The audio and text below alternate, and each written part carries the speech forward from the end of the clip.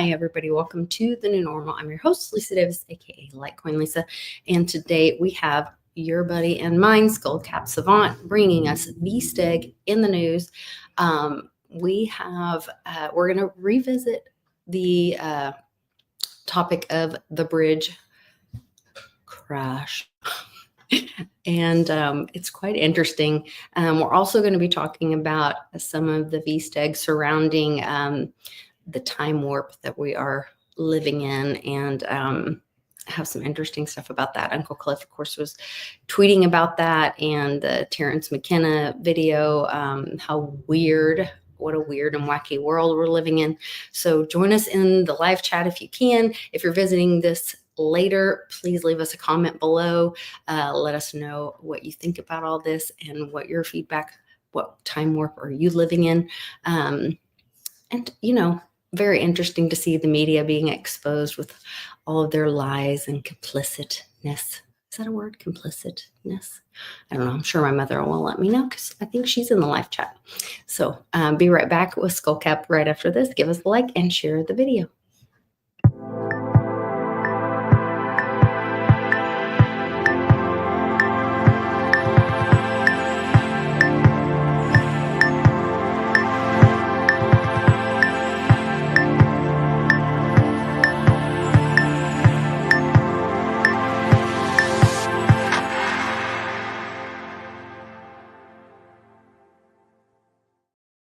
Welcome back, Ben. Good to have you. It's good to be back. I'm glad that you're feeling better this week. I am. I missed you last week. These shows are like one of the highlights of my week now because I don't have time to do these long form 3-hour videos that I used to be able to fit into my calendar. So it gives me my fix and gives everybody else hopefully their Vsteg fix. I enjoy it as well. I really do. I know we have a little chat going with some friends and try to shoot things as they happen. IRL, if you call this real life anymore, I don't know. I don't know if we're unpacking the movie or untangling from the movie and moving into real life, or I don't know what's happening anymore. Well, I guess like this is kind of the whole emphasis of like the Truman Show, but everybody is a Truman character in the Truman Show. Almost, it's like instead of just one person in their little town, it's all the normies in the little town. Yeah, and it's like we're the minority instead of just one person being the one that the butt end of the joke is based around. So it's bizarre and it's exciting and empowering if you will take control of it yourself. So like one of the most telling recent things for me was, and it's the decoupling of the sides, the polarization of right versus left kind of thing. When Sean Ryan and Tucker Carlson did an interview a night or two ago, and Mom and I sat down and watched it last night, and right at the gate, Sean Ryan, he says, well, right when he goes, Dan Bongino's a friend of mine. And, when now that we've been told, Epstein did kill himself. And it's like, wait a minute. We all thought, Dan Bongino, the good guy, the guy on the right, Trump's guy, is going to get in there and fix the FBI. Kash Patel's going to get in there, and Dan Bongino is going to be his number 2, and they're going to fix the FBI. And instead, they just got in and buckled up and doubled down, and we all just went, "What?" Yeah. Huh? You want to know if there's a bait and switch going on, and just like the Bondi thing, it always kind of does boil down to something quite simple in the Israeli asset department.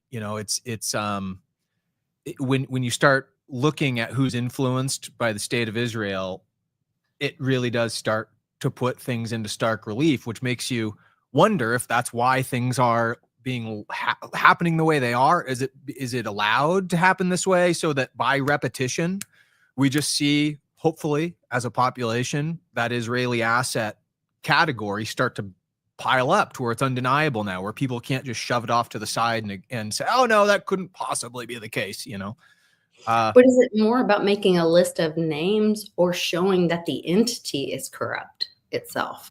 That Yeah. like that this system is broken, and we have to stop looking to a system to fix something for we the people. We have to stop giving it our attention.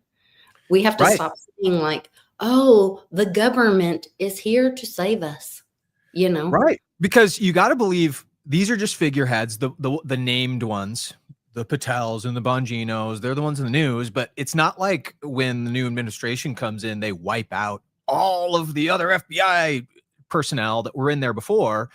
And you have even things coming out like from today, I think it was today, where Trump announced that, or it wasn't even Trump, I think it was his press secretary, was talking about there potentially being people paying for use of the auto pen, and it's a whole long list of people that were using the auto pen. So what kind of private special interest groups were paying what kind of money? Was it USAID even that they were laundering this stuff through so they could use the auto pen and just create laws into existence that benefited their parties and entities? Who knows? But you have to wonder. You do. So hopefully, by way of the current events and the popular things that cause all the emotional outbursts, which is really where some of the steganography has a tendency to focus in on anyway, because it's the stuff that is cast into the mindset, into the memes, into the news, that gives us clues as to what the popular opinion's being guided toward. Maybe we'll find out. Like the Q stuff sure is lining up with certainty in a way that I had kind of written off myself for the certainty aspect of it. I mean, not that I ever thought that there wasn't validity to most of it, but people who've seen my work know that I'm of the mind that once Q was taken over for the first time with the trip code change, I think you stop trusting hook, line, and sinker all the things that the Q posts were saying, which, you know, gives you a good 8-9 months of solid posts to follow. And that's where all the meat is anyway, in my opinion. But oh, see, I think a lot of the Q posts still validate a lot that's going on, even with, you know, we were just talking before we got started, that a lot of that stuff is resonating with the bridge things. There's a lot of things that I'm seeing that are lining up with that kind of stuff. But, you know, this is the thing where like no one's coming to save you. You have to make these decisions for yourself. And this is where the critical thinking comes in to me. And what I love seeing is this where media is being exposed, you know, with this crap with Biden, like we talked about right before we got started. Like, okay, we've all figured out that Biden's been, you know, 6'3" or something. He's also been 5'10". We've seen the mask. We've seen the Biden that looked like the guy from the 70s. We've seen this other Biden that looks like Jim Carrey. Like, so we've all agreed on that pretty much, that that's not who that is. But now all of a sudden, oh, clutch your pearls, he has cancer. Like, what? And now they've rolled out that Steve Bannon just did an interview today with somebody I can't remember off the top of my head, stating that in it's common knowledge now, open in the FBI files, that there are recordings on Hunter's laptop talking about discussing that when Biden was running the first time, talking about his concerns of his father having dementia the first time around. and when was that? Was that like in the 80s? Is that what we're saying? No, I'm sorry. The first time presidential. So the 20, oh God, what would that have been? My brain. Because I was of the mind, I thought that he'd run when he was a much younger man in the 80s and just got wiped the floor with, because all of the lies came out even then. See, I don't even know about that. Okay, That's but you're talking about more possible. recently than the 80s. Yeah, the more recent one. You know, when the 2020 thing, you know. So, but when they were doing the whole Russia collusion and it's Hunter's laptop is a lie and the Jake Tapper bullshit, you know, and so that means the FBI knew. They all had knowledge of that. The family knew that. Let's all pretend that's Biden. That's the other thing. Going on The View. Jill had just gone on The View before the cancer announcement, like 3 days prior. Joe is just fine. Now, they didn't see that's Dr. Jill. That's right. Dr. Jill. Remember, we have to treat her with respect. That's Dr. Jill. Yeah. I'm sure they don't want us calling her that now because, well, is there some kind of, responsibility if she's considered a doctor? I don't know. Yeah, who knows? But it's funny you mentioned the Jake Tapper thing because I think this took the left media off guard a little bit. Because even Jon Stewart, the asset that he is for Israel, he even had to get on the Daily Show for his weekly Monday because he goes on and I think he anchors once a week. Don't quote me on that, but I think every Monday, Jon Stewart now goes on the Daily Show and anchors the show. And they even, with everything that happened with the health announcement over the weekend, it makes me wonder if that didn't catch that side of the media by surprise, because he even then had to go to the CNN side with Jake Tapper and kind of do this little cutesy bit about how he was making fun of the book that they kept pushing on CNN. Oh, wow. And it was, it was kind of reminiscent of that kayfabe thing that we talked about months back, where we actually brought in the Daily Show clip, I think, to show that they were, again, caught by some sort of pants down moment where we're seeing between the lines a little bit. And so it's bizarre because that book that Tapper had was supposed to be the smoking gun, and it's coming out on the 25th. And they were pimping that for 2 months. And what about that now? What's even going to be in the book that isn't already known? Who knows? Where's the accountability?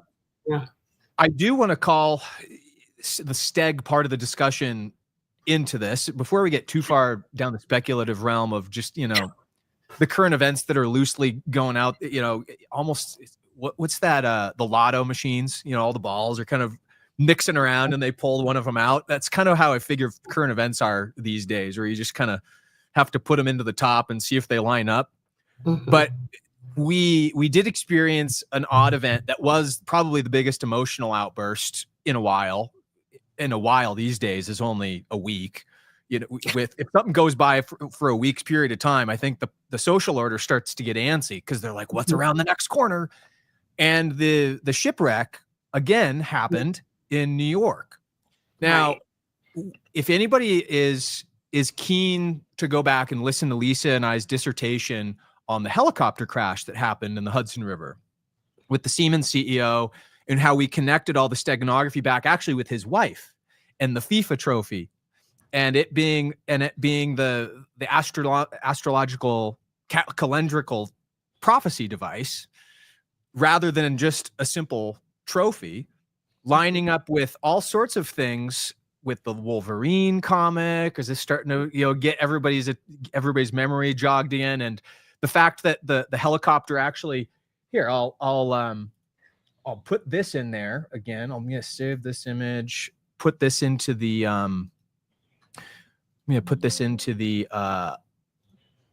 into the chat here. Present image file here. This is the flight path that helicopter took when the Siemens CEO died, allegedly.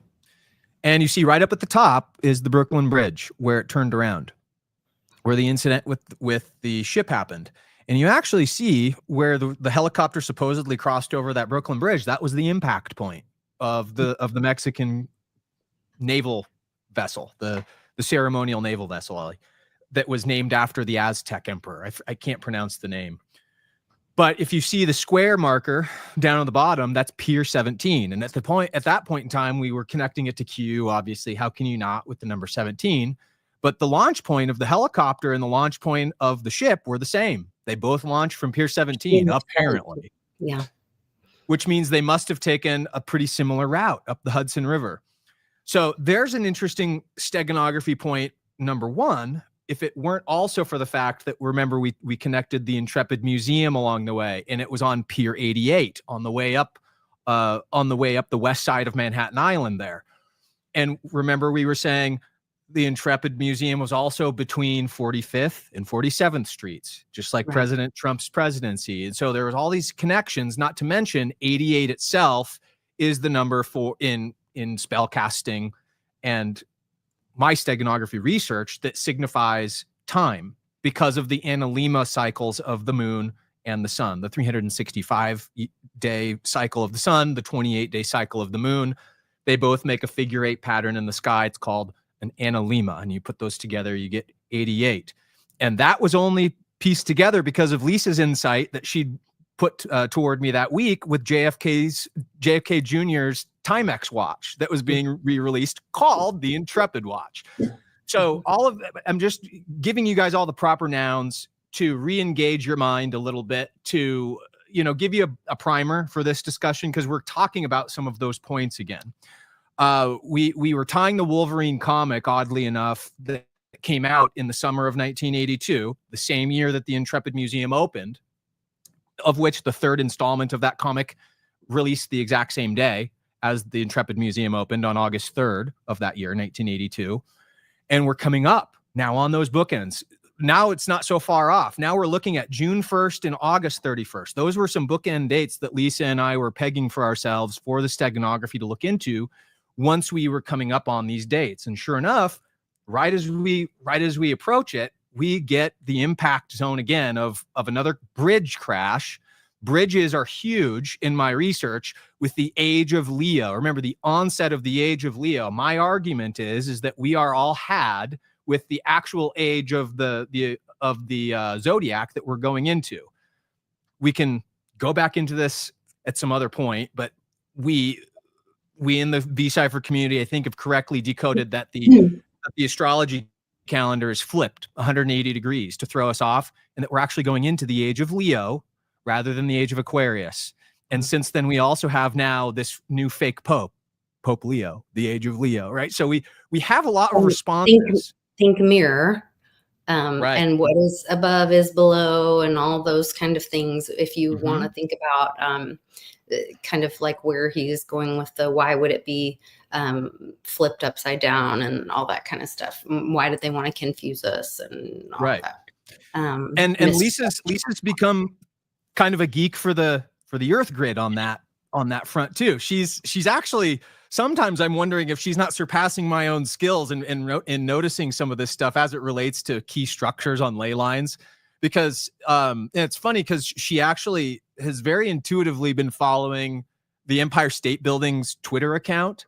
And I kid everybody not, I couldn't find the message she sent me. It was either in tweet form, or she either sent me a DM or an email or a text, and we were trying to look before this, but I kid everybody not, she sent me probably the day, 2 days max before the bridge event happened, a screenshot sent from the Empire State Building's account that had the Empire State Building kind of in a viewfinder, if you will, that was looking right through the Brooklyn Bridge, right toward the Empire State Building. And what was this canvassing, right? Sure as shit, we get some distraction events. And what do you think this is all about, Lisa? I'm done with my dissertation on catching the audience back up, but I don't know. What do you think about this? Well, so, the Empire State Building is built where the Waldorf Astoria stood previous, which was our original bank and post office. So I do believe that's a ley line, power force. I also believe that it, is that one of the places Tesla stayed? Oh, good point. I don't know. Well, he stayed at the Tesla's various. He stayed at various hotels because he New had York. losing, you know, he was broke, and so he'd move from hotel to Yeah. hotel. But there was some hotel that he stayed at that some people think was a power source. So it may have something to do with the free energy thing. I don't know. That's kind of a So you stretch. stay, here's a more detailed breakdown of Tesla's New York homes. Oh, interesting. East Houston Street in NoHo, 46 and 48. 175 Grand Street. Interesting. Oh, we'll have to look into this. He lived on several places on Fifth Avenue too. But Lisa and I will probably honestly not bore everybody too much with the speculation of the Earth grid buildings. She and I have been kind of tossing around a concept if we can ever get more time to do an additional show that really just there it is. There you go. That was the one you sent me right there. Yeah. Bridging the Gap was there it is. And so if anybody knows or cares to find out more of why bridges are significant to my research, part of it has to do with ley lines themselves. Lisa, would you look up an image search for me? Because it's probably just quicker. Just while we're on this, just really quick, because when I looked this up, Empire State Building 8 hours ago, warning to everyone, this was their latest post 8 hours ago. Let's see. There was another like weird bridge one. Where is it? My view every morning. Interesting. Looking out over the bridge. Yeah, it's beyond the Chrysler building. Yeah. Over a bridge. I don't know. Well, the bridge is also the bridge that it's, I think that must be the Washington Bridge that is beyond in the waterscape beyond the Chrysler building. If you look past the pylon and the Chrysler building there, which is the one that everybody sees lit up, the other Art Deco skyline building in New York of note, I think that might be the Washington Bridge across there too. But the ley lines themselves, I've always called the control network that is maybe artificially created, because we've discussed that ley lines are powerful places to put buildings on top of, but also speculated that there may be artificial construction going on underneath the surface with things like the Boring Company, Elon Musk's Boring Company. Why are they digging all these? He's talked about it publicly, about, you know, being able to go quickly between cities and all of that. I contend that there's much more to it than just travel, right? And this is you know, your son probably knows a little bit about this video game coming out for the PS5 this season, next, I think it's in June actually. It's called Death Stranding 2. And Hideo Kojima is the director of these games. Anybody that knows video games knows Hideo Kojima has been around a while, and he's been dropping Vsteg in his video games for as long as I can remember. And he made an artificial the video game of Death Stranding, by the way, I'm convinced the narrative is that you, as the main character that's living through this experience, is living through what Cliff would term as the metempsychoses, the life between life, the shedding of the karma process. And there is an organization in this video game called the Bridges Corp. Pull up that's why I want you to pull up, if you can, pull up the Bridges Corp logo on like YouTube or just an image search on Google. You'll find it. It's pretty prominent. Just search Death Stranding Bridges Corp, and you'll immediately probably get why I'm looking at this as a responsive Vsteg item to the bridges, the ley lines, the power structures. Yeah. Hold on, let me share, stop screen, present, share screen. Okay. Very Spider-Man. There it is. Notice the web. It's very much a web, a spider's web. It's also very Art Deco. It's very Art Deco. Exactly. They're very Art Deco. The United States, like allegedly the United States, that's what our, like, if you were gonna like say how the United States buildings should be. Like if we had not had the Great Depression, the United States buildings should be Art Deco. That's what our buildings should It's kind of the natural are. progression of the Tartarian architecture or something that we all talk about, right?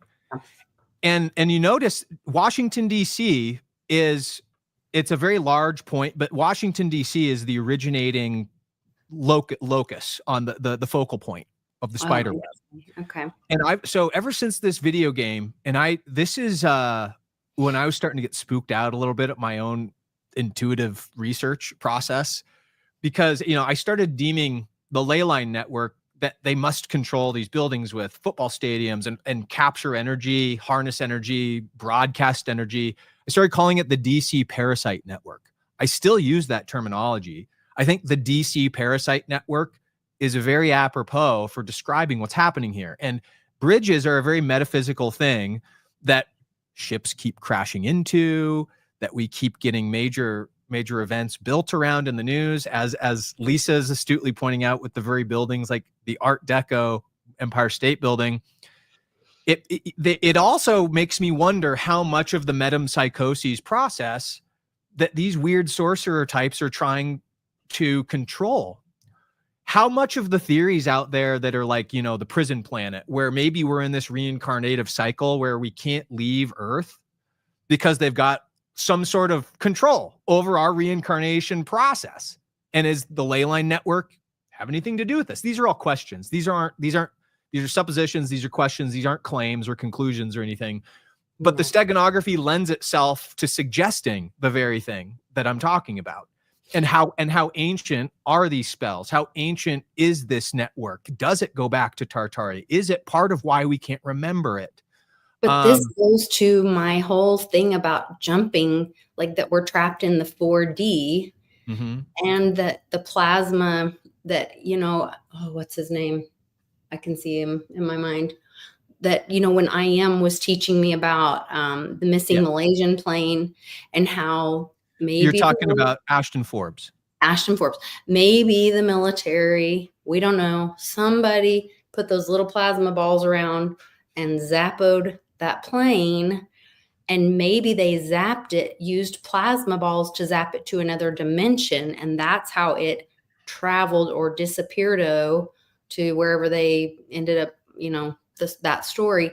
And so then I went down the rabbit hole of like, well, if our DNA is an address or a point on a chart, like an XY, or in a plane, some sort of coordinate plane, then could we use the Waldorf Astoria post office box, use our DNA? Could we register our DNA on a blockchain and then be able to use plasma to jump our selves, our essence, our consciousness, or whatever it is. Consciousness, right? Whatever, out of this 4D, which, because 1D, 2D, 3D, but then add time, which we lock our energy in the dirty fiat dollars,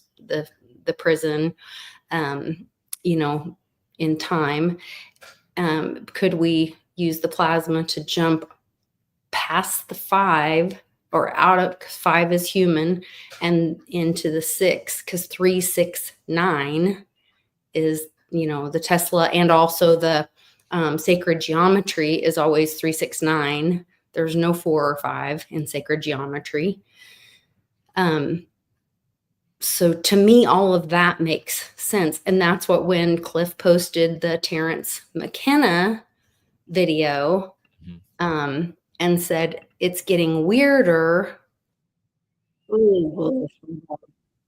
That video, by the way, was one of my original waking up points back in high school. It's an old video. 96 or something. Yeah, it was 96, 98, something, when McKenna was still alive. I was lucky enough to come across McKenna's work right at the end of his life, before he passed. And that interview was one of those seminal things back then that I must have found on E-Bombs World, because I don't even think YouTube was around. I was probably using E-Bombs World at the time, and broke my brain a little bit. It contributed to me never doing psychedelics, for the point of I wanted to live through the experience that I am now and experiment with. It's not to say I haven't done mushrooms. I've done plenty of mushrooms, but I haven't done like LSD, or I haven't even done mescaline. Something that you might lose I do control. want to experiment with some point is mescaline, but it's worth watching. If anybody missed that tweet, it will probably catch your mind up quicker than most things will to vibing with where we're headed with this ontology singularity thing that Cliff keeps referring to also, right? Yeah. I won't play it because it's 24 minutes long, but it's like he talks about getting weirder and weirder, it's mostly this acceleration of time. And what he's talking about is it's like and everyone should watch it and take your own interpretation of it, because that's what this experience is about, is that we're all having our own experience, and we're all, take personal responsibility. We're growing from this, we're growing together. And that's how collective consciousness, we all become more together, is when we all take personal responsibility. But what I did think was really interesting, it looked like his eyeball was popping out of his head there. Ooh. He's got some buggy eyeballs. Terrence is a funny looking dude. Like, oh, that was wild when I paused it there.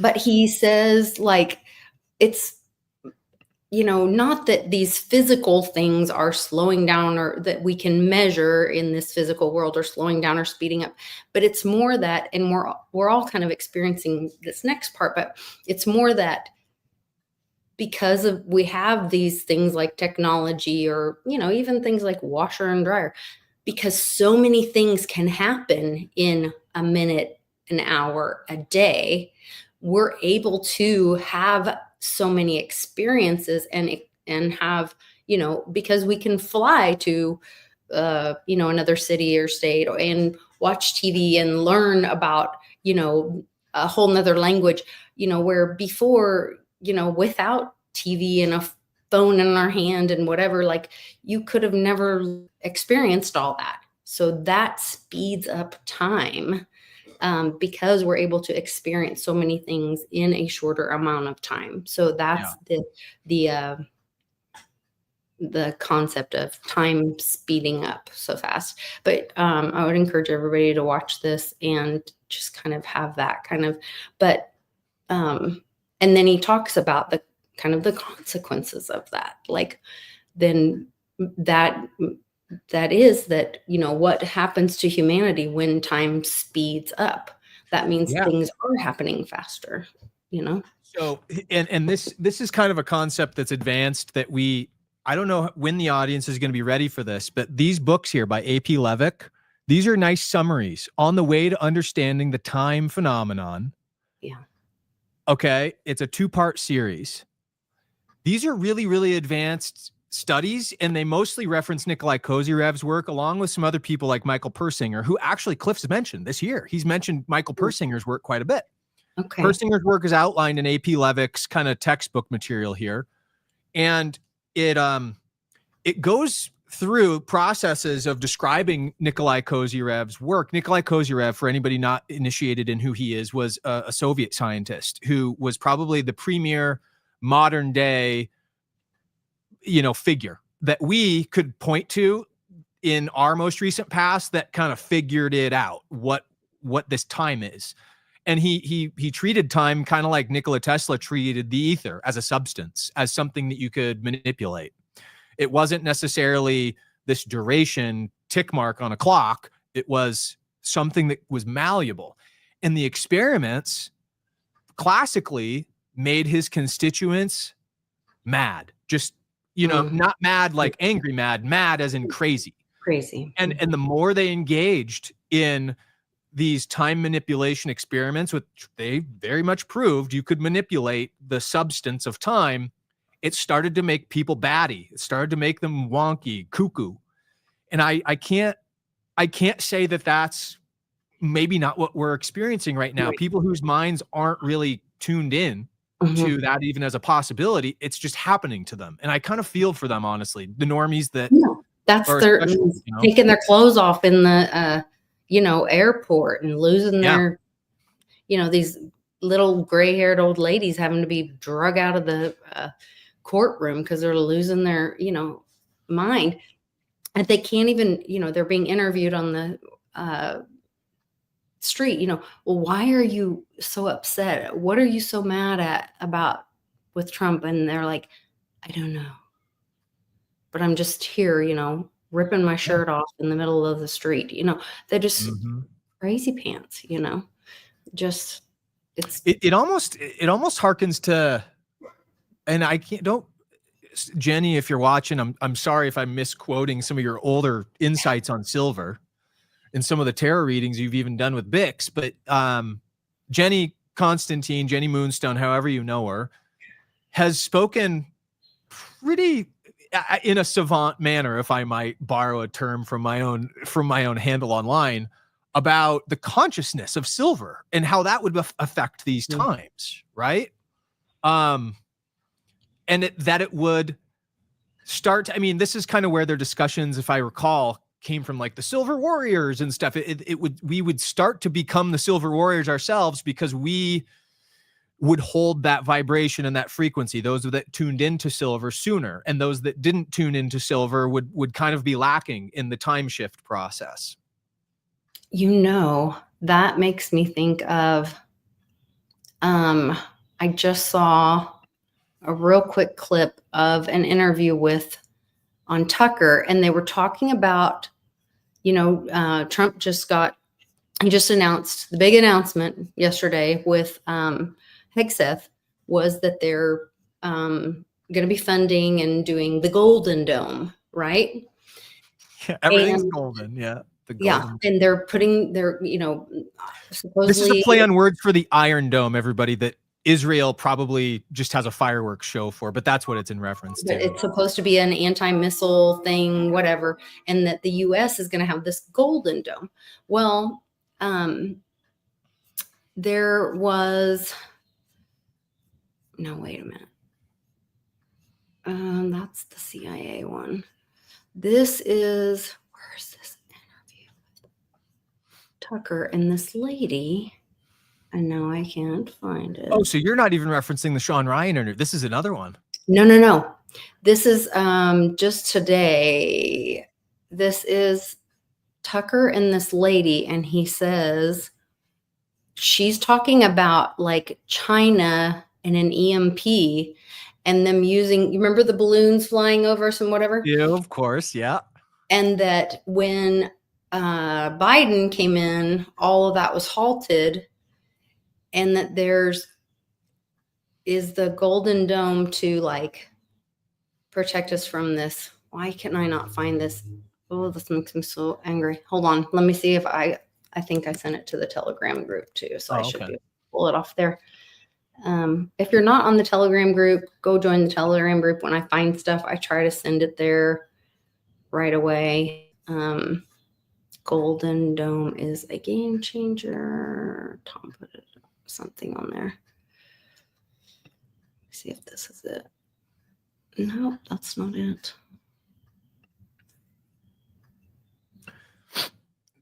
The Golden Dome, while you're looking for that, has always, by the way, reminded me of the Anunnaki story specifically, which are Elohim, Anunnaki, same difference to me.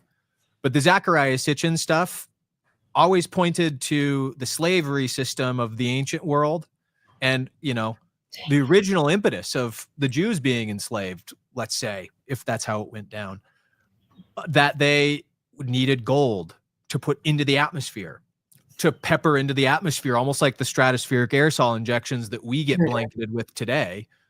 And what does that have to do with kind of a call to what was happening in the ancient world too?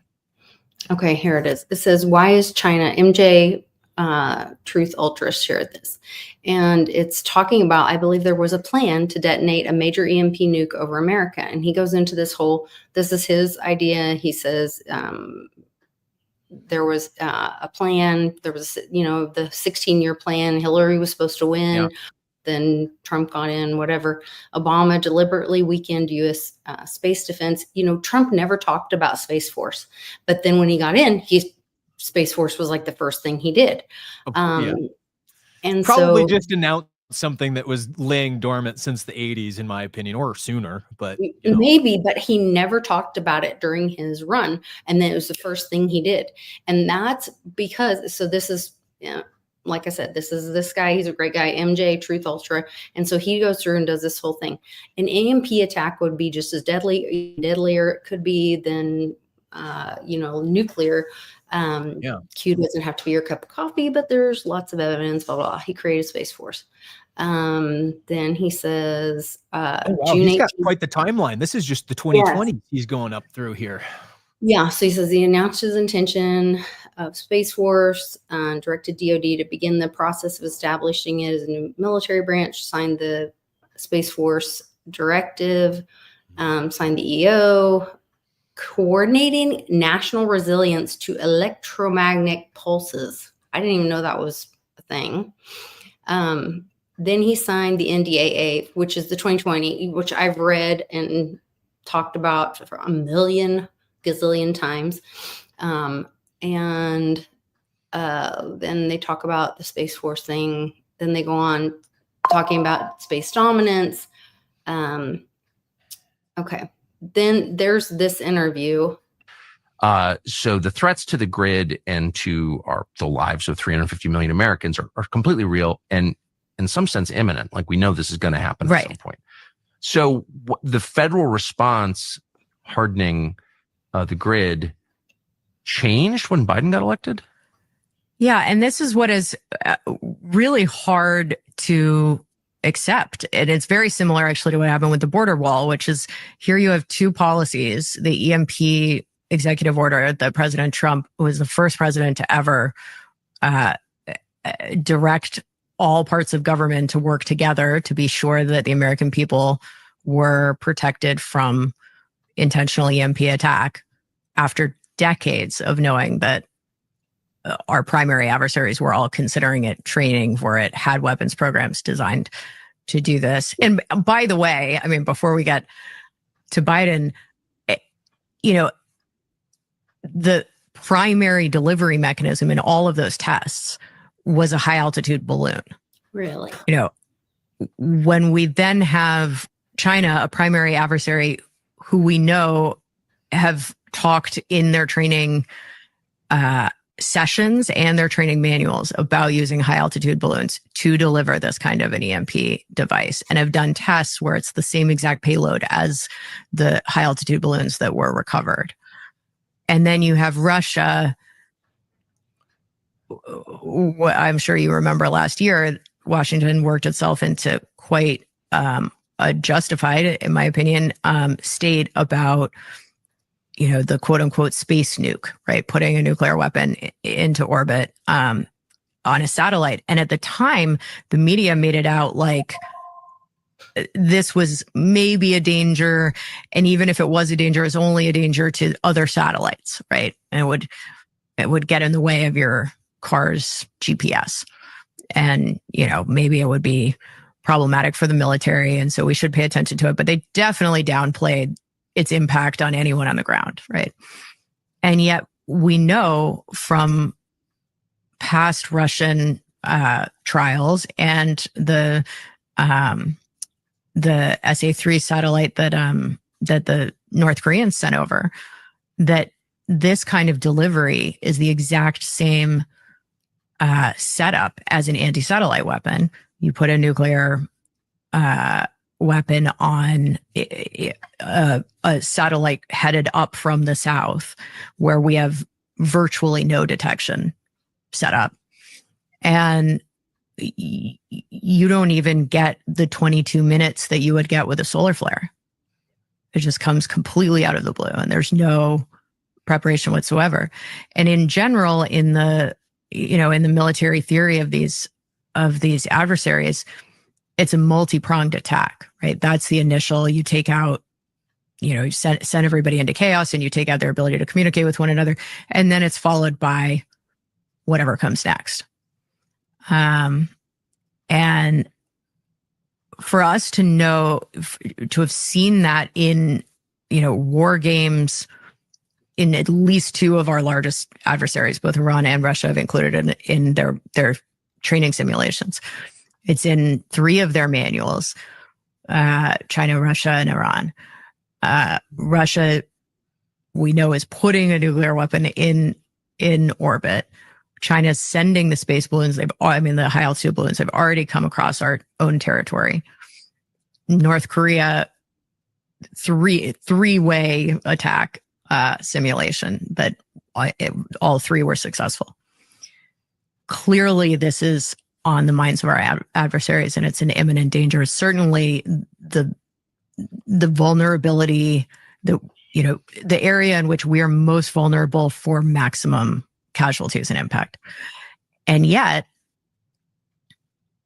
President Trump was the first president to say across different parts of government, who sometimes have a hard time talking to one another, I want you to work together to make sure that the American people are protected from this. And by the way, it's not even that expensive in the big scheme of, government spending.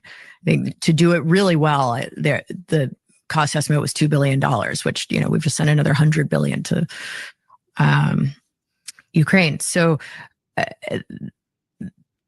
then Biden takes office, and frankly, in my mind, just inconceivably revokes that.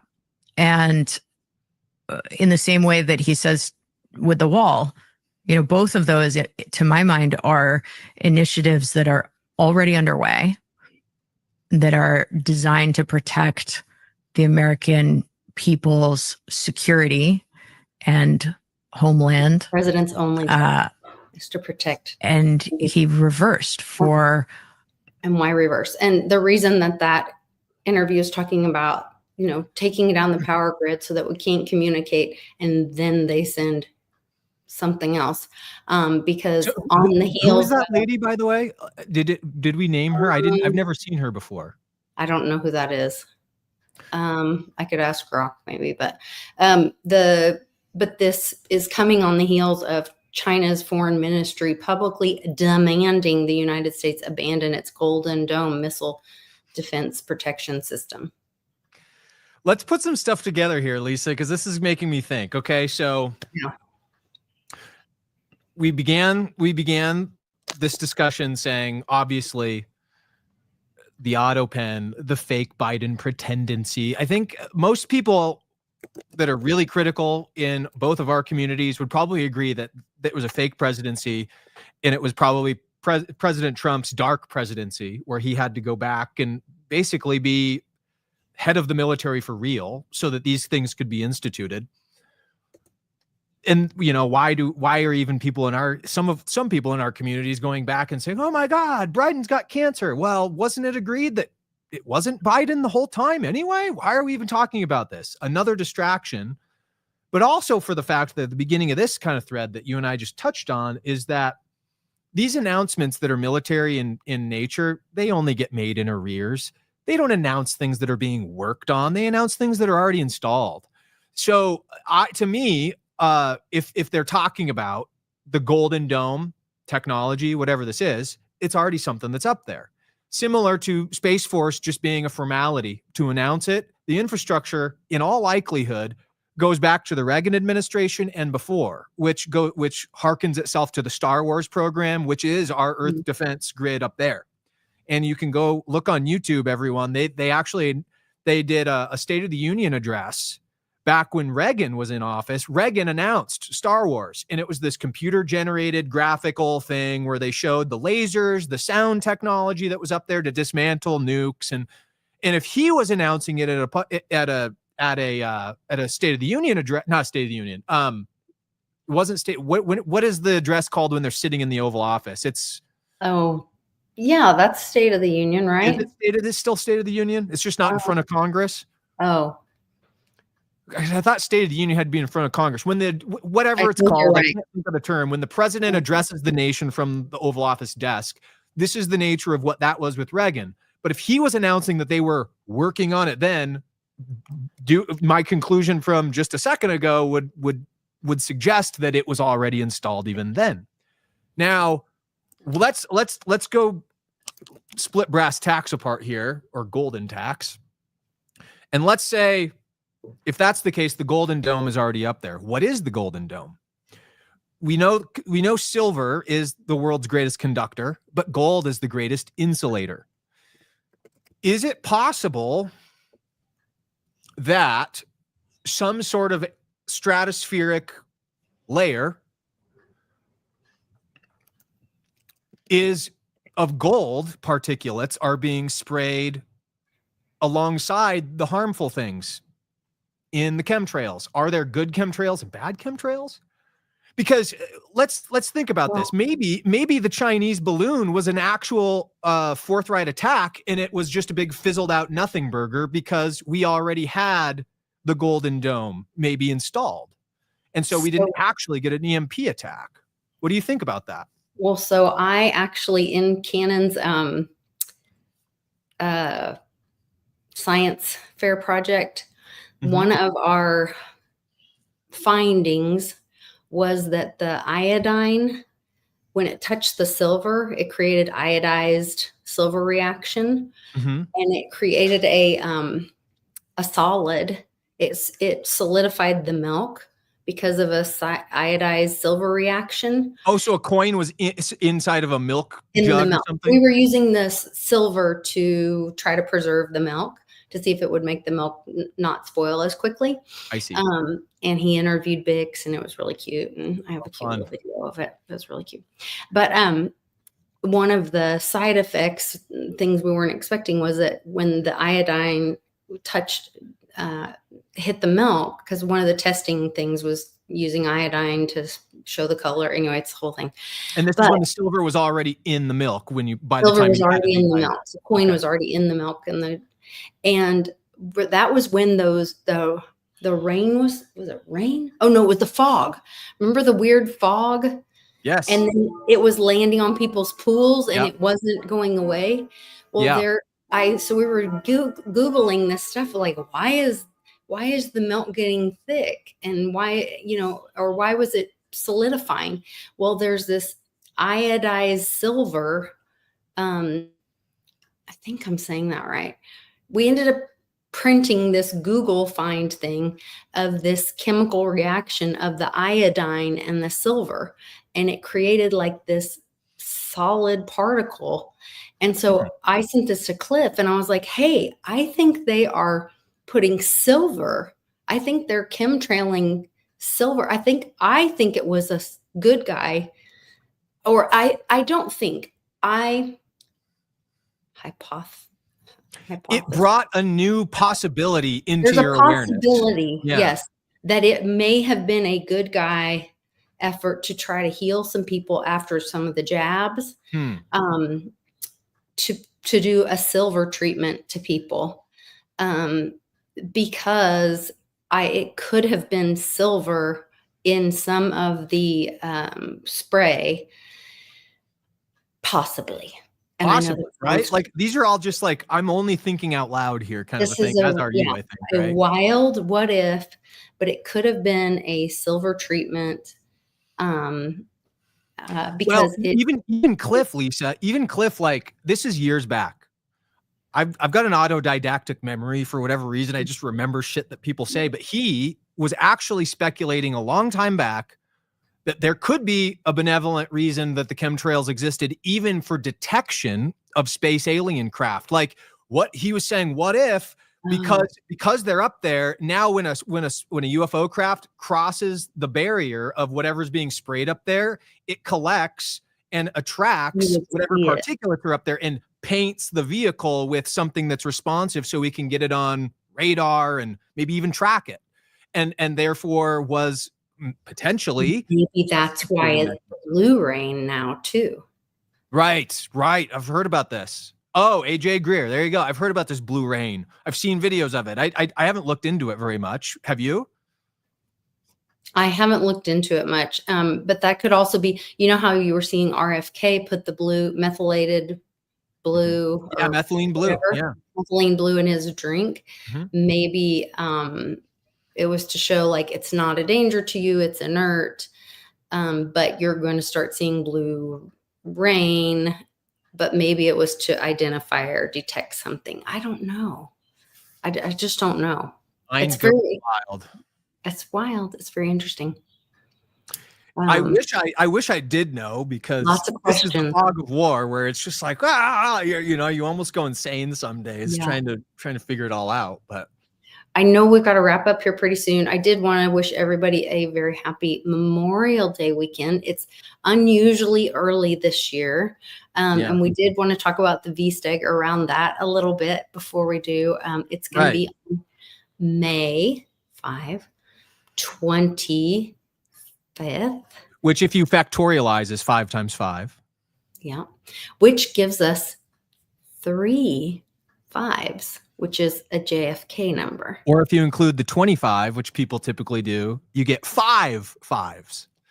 Oh, wow. I didn't think about the year too. 25 for the day, 5 times 5, and 25 for the 25 for the day, 25 for the year. So you got, if you factorialize all of it, you get 5 5 5 5 5 5 5s, which is interesting.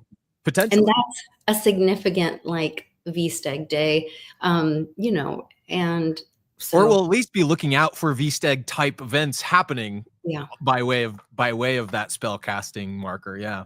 On Memorial Day.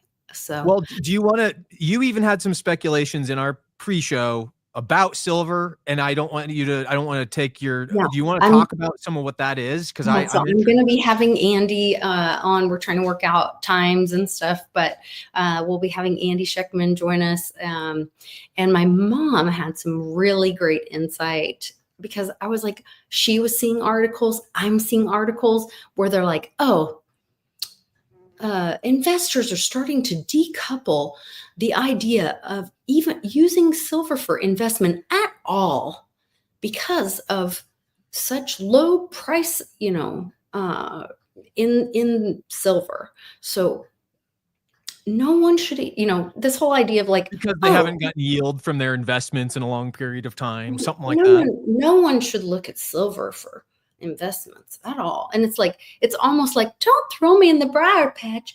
Oh no, don't throw me in the briar patch. You know, I mean, it's a little thou dost protest too much kind of thing. So I can't wait to have Andy on and get his thoughts on it. Kind of see what he thinks, because Cliff's still calling for $600 silver. So we're getting down to the wire on these trigger points being what they are. We've already passed the $100,000 marker.